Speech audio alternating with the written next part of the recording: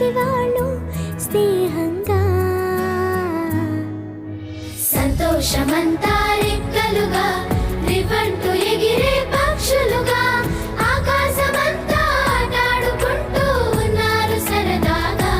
ఒకరేమో సీను ఒకరేమో చున్ను కలిసారే ప్రాణంగా కురిసారే వర్షంగా. పాటేమో సీను ఆటేమో చున్ను ఒకటై ఎదిగారే మధురంగా.